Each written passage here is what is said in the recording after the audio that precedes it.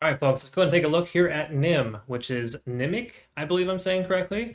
Regardless, we're going to look here at Bitcoin first before we jump into the charts. I do want to thank to my community members for requesting that I cover this here. I'm not a financial advisor. This is not financial advice, but I can tell you I've got 15 years of trading experience, and my goal is to help you become more of an effective trader. If you're interested in becoming a better trader, I have an awesome trading community. Link in the description below. Check that out. I have an instructional video so you understand kind of what you'll be getting into there. Check that out in your own time. Let's take a look here at Bitcoin first. And I use TradingView.com desktop application. Link in the description below as well for a free month if you're interested in considering that, just based on the fact you get a lot more indicators present at any given time. That being said, the one-day chart here for Bitcoin, we have a major resistance at 56,000. It's tested it twice and gotten rejected twice. We've got a support level here that's been tested multiple times at 53,800. So 53.8 is a nice support level. Secondary to that, 52,600 as well. So we got a nice support channel here with a lot of volume as well between 52.6 and 53.8.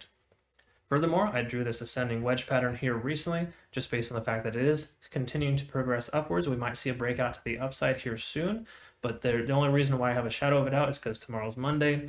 We've had a lot of increases recently without consolidation, and I feel as if we don't close above 56,000 today, there's a strong chance we might get to see a leg down just based on the simple fact that a lot of the whales are going to take their profits. So bear that in mind. Just know that could happen. Mondays, Tuesdays are very likely red days. Same with Fridays too, because again, the weekends are the time for us, right? The average consumers. That's why you see prices slowly average up on the weekends, not sharp increases up or down. That happens during the weekdays. Because those lovely whales, right? They got all that blubber. They're showing off, selling and buying, taking their profits, taking that $1 million, leaving us in the dust. Now let's go ahead and take a look at Nimiq. Speaking of dust, holy cow, look at that. That's a pretty significant increase, right? So 2 days ago, we saw 143% in one day, followed by a significant retracement, well over 50%. And then today/yesterday, we see a slight increase as well, kind of averaging it out. Look at that, right around 50%. So we can pretty much safely say right now at this point, we've got a pretty strong resistance/potential support, depends on how the one-day chart closes, right here at about, and I'm just going to, instead of saying all the zeros, I'm just going to say 711. So basically 711 is a potential support and resistance level there for Nimiq. All right, so let's take a look at the big picture here and see what's going on. What has Nimiq done previously? And when I'm new to a coin, and I recommend you do this too as well, obviously, again, look at Bitcoin first, which we've already done. We kind of understand roughly where it's at. We want to look and see how this one responds to Bitcoin price sell-offs. April 17th is the first event, first destruction day, D-Day, you could say, and you can pretty much pick it out of the hat on almost every chart. It's the first series of red candlesticks. That's April 17th. Shove the price down. Price bounced back up here, of course, as most altcoins did, and then it retraced back down here again for the Elon candle on May 12th, and May 19th was a China candle. So this is a pretty standard movement for a lot of coins right now. And the cool thing is it's bouncing back, recovering quickly. Let's take a quick look at the volume too. My goodness. Tremendous amount of volume. And it's dying off as well. So just keep this in mind. That could, that's nice because it drove the price up. So hopefully you got in earlier, but you shouldn't expect the price to just keep shooting straight up, right? Do not FOMO in. Well, whatever you do not, fear of missing out, jump in just because you're scared. Wait for this to average out, wait for it to kind of calm down, because the worst thing you can do as a newer trader is just jump in and get wrecked. I have some patrons, unfortunately, that got smashed on a few other coins here recently, and it was very unfortunate because they jump in when the price goes high, and then those whales, whomever that might be, takes their profits, and we're both left waiting to recover our costs when they've taken a chunk of change from all of us, right? That's a problem, very normal thing in crypto. That's why most people are not very successful, because they don't have good guidance, right? They don't have that good foundation. I've been trading for 15 years. I have a trading community, by the way. Check that out, of course, because I can help you get back on track. It's a really, really cool situation, and I've had some really cool opportunities to be able to help some people out, and it's awesome. So anyways, check that out if you're interested. We got trading bots, so you just one-click follow. I share all of my trades with my community members, but I don't trade coins like this. And don't get me wrong, this isn't a bad coin. It's just not something that's on my radar because, for one, it's probably lower market capitalization coin. I prefer to trade higher coins that have good volatility and good volume. This one has decent volume. However, if you look at this, that is an irregularity. That is not cool. All right, for lack of better terms, not cool at all in trading. I don't like to work with coins like this. Regardless, not degrading it at all, just letting you know that's not something that I prefer myself personally. All right, let's just go ahead and look at the charts. Enough chatting. So we're up over 70, back under 70 for the RSI. That's good. Bottom line here is we're over 50 and under 70. That's important. Okay, so we could see a continuation here closer to that support resistance zone. MACD converged a while back. We don't need to worry about that. Looking at the 4-hour chart, let's see how the moving averages are working. And this is pretty concurrent with a lot of coins. So if you can see this here, we've got and this is very, very common right now. We're seeing a lot of coins taken off because we have this golden cross that occurs. It's where the 50 intersects with the 200 in an upward fashion.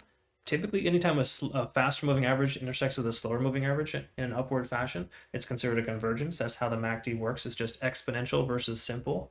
I use the simple moving averages on the 4-hour and the 1-day charts. I think it's more appropriate for larger time frames.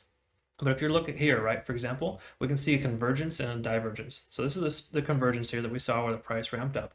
And now we're seeing a divergence, whereas the bears are taking control. So you see how the bulls lost control. This is the volume for the bulls, and this is the volume for the bears. So we have more volume for the bears, essentially, in this sector. That's why we had a convergence, or correction, that's the divergence, when the slower moving average intersects with a higher moving average in a downward fashion. It's diverging. So in other words, it's just a shift in momentum. That's all there is to it. And that basically tells us that bulls have lost control and the bears are in control. Now with it going sideways and kind of getting rejected here right at this price point, that tells me we might see the price continue to progress downwards. Just depends on how Bitcoin does, because again, this does respond well to Bitcoin. However, it responds poorly to Bitcoin selling off. So obviously back here in October 7th, which was a good day for Bitcoin, we saw the price increase. Okay. Coincidentally, we also had this here as well, which is hard to see on this time frame, but if you go ahead and squeeze it out, you can see we got that nice golden cross. Okay, so a lot of little good things came to fruition here essentially for Nimiq, and now it's just kind of averaging itself out. So just keep in mind it'll probably stay around the close approximate of about 711, and we might see it break to the upside. Just depends on how Bitcoin performs. If Bitcoin takes a dump tomorrow, which is possible, we will see this one decrease. Okay, if Bitcoin can close above 56,000, we'll probably see this increase and continue forward. All right.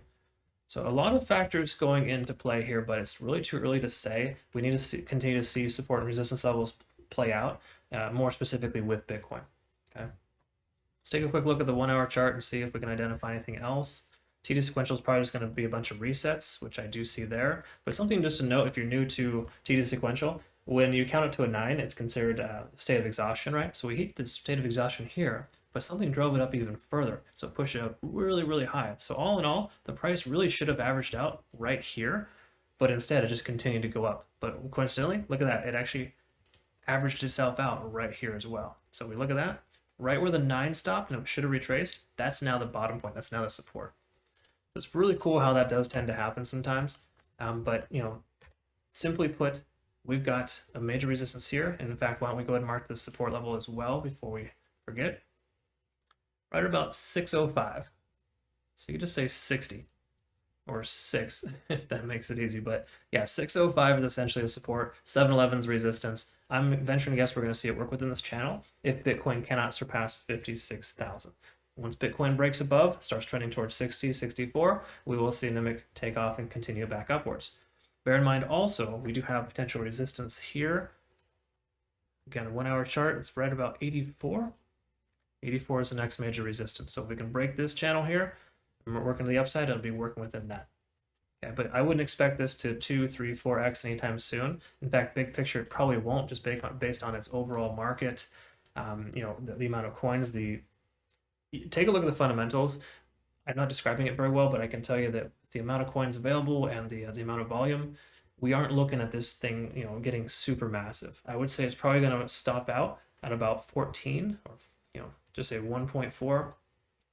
So in other words, that could very well likely be a 2x. Okay, that could happen, but it's going to be an eventuality. It's not going to happen overnight, because again, the higher you come up here like this, the longer it takes to recover. So anytime you have a coin jump up that much in one day, it's going to take much longer to go. So the analogy I have is like, imagine falling down a flight of stairs. You're going to be jacked up, right? It's going to hurt like hell. However, if you trip and fall down one stair, yes, it's going to hurt. You might scuff your knee, but you're going to get up and walk away from it, right?